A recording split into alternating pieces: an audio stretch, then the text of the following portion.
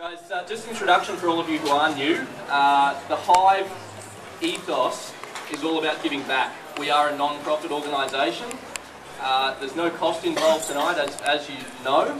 And myself, Walter and Nick volunteer our time each month to make this happen. So what we do is we put on monthly events for all of you on the last Tuesday of every month. We get some inspirational speakers along that come and share their stories.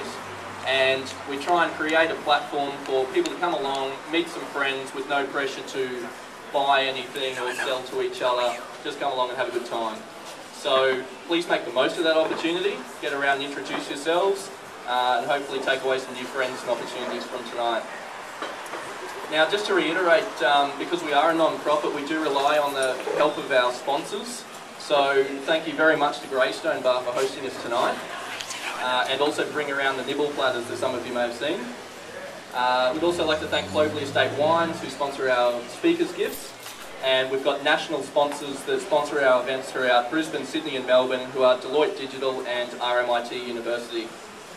So I won't bore you with any more details, I'll get on to Yaro. As most of you know, Yaro is an internet entrepreneur.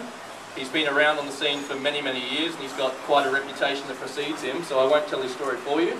But Yaro's been involved in, founded and managed many internet businesses, and I think he's most famous for blogging and teaching people how to blog and make money out of that. So without further ado, please welcome Yaro Starak. Thank you guys. I have a presentation that usually takes about an hour to do, and we're going to try and put it into 15-20 minutes. I'm also not used to you all standing so close to me, so I need you to all cross the road, get over there, and be a lot more comfortable. I am a professional blogger, so I like to ask people when I do a talk like this who actually knows what a blog is. So if you could raise your hand so I can get a feel for where you're all at. Alright, you all look fairly experienced, so I'm not going to talk too much about what blogging is and just give you the background. Before I do that, just to give you a picture of where I'm at now, I'd like to, I guess, paint a goal to aim for and what you can hopefully work towards with whatever you do online or with your business. So, who here has heard of the 4-hour work week as a book? A lot of fans? Alright, so I've actually been living a similar sort of lifestyle to that for about the last 5 years, and it's been mostly thanks to blogging. So in 2008, I did a around-the-world trip for 8 months, and if I had my presentation here, I'd show you some great slides from places like Dubai, New York, Singapore, Montreal, Rome, London. Basically, I went from Brisbane and did a complete circle around the globe, packed my laptop with me.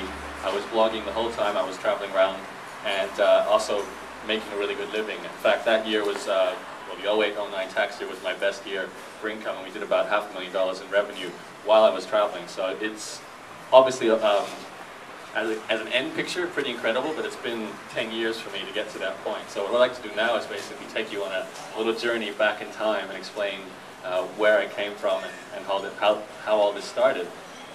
By now you've probably figured out that I have an accent. I've actually got Canadian background, but I'm born and raised in Brisbane, so this is my hood. I hope most of you are from Brisbane as well, but it's a little bit, I know you may not believe me, I got a couple of parents who are Canadian.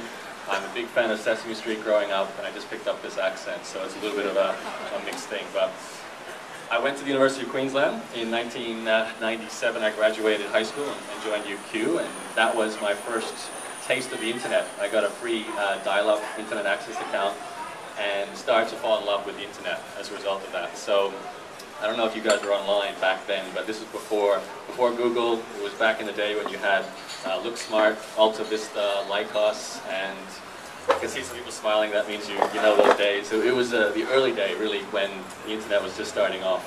I did things like used IRC. I was playing in forums and just learning how the internet worked. And that was basically my process. And as a result of doing that, I started to get really excited about what the internet could potentially deliver to people. But I was still a university student. I was, trying to figure out my place in the world. But one of the things I was doing at the time, and I'm always a bit embarrassed to talk about this in public, but back in the day I used to play a card game called Magic the Gathering.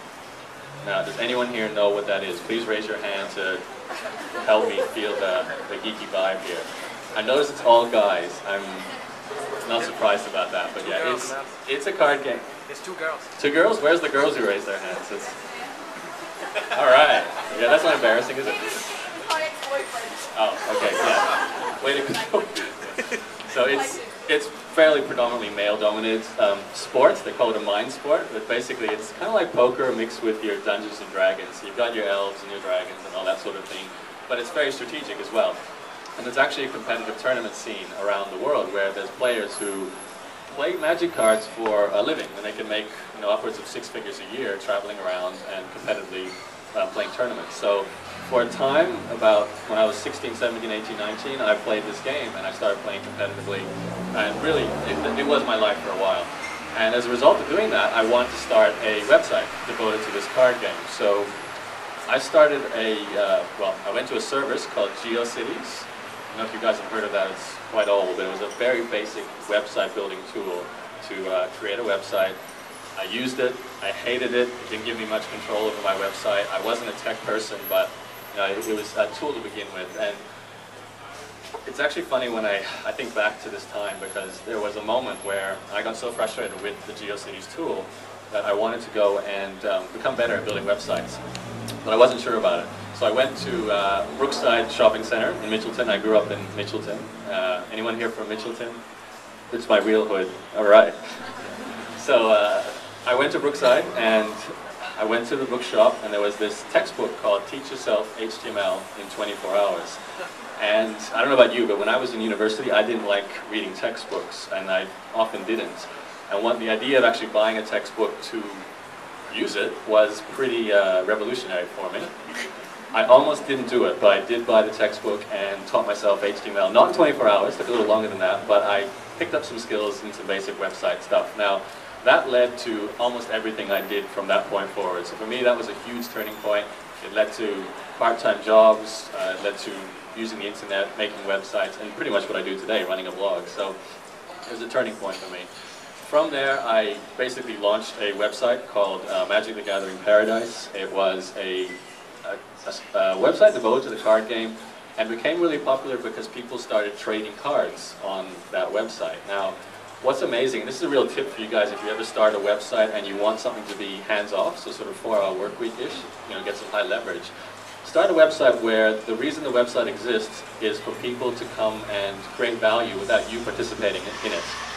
In this case, with the Magic site, I had a trading forum where people would come and swap cards, and they'd come there and interact with each other, buying and selling and trading, regardless of whether I did anything with that website. And that made it popular, and that got traffic.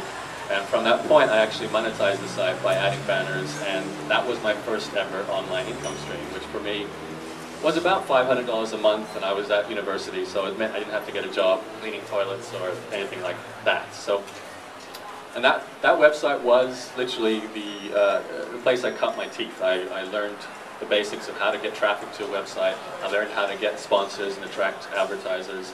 I learned everything about building links, marketing. It was a real big learning experience for me.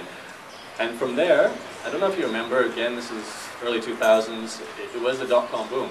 Now, I was really excited about the potential of the internet, and like a lot of people, I thought I might be able to sell out one day some sort of internet company and make millions of dollars. Now, unfortunately, my Magic website didn't have that kind of outcome. I did eventually sell it for about $13,000, and that was a pretty big deal at the time. But what I wanted to do next was start a real business. I didn't really consider the card game site a real business, but my next project was a proofreading service called Better Edit. Now, has anyone here heard of this service? Probably, I didn't ask at the beginning, but who here actually reads my blog? Am I talking to people you all know this story, so don't fall asleep, all right? So the proofreading business was a business that was actually kind of inspired by eBay. Now, I don't know if you've spent much time at eBay, you probably all have, but the beautiful thing about eBay, it runs under a business model called a many-to-many business model, which means, just like I was talking about the card store, the people who come to list auctions and the people who come to buy the products, that can operate without you necessarily doing anything.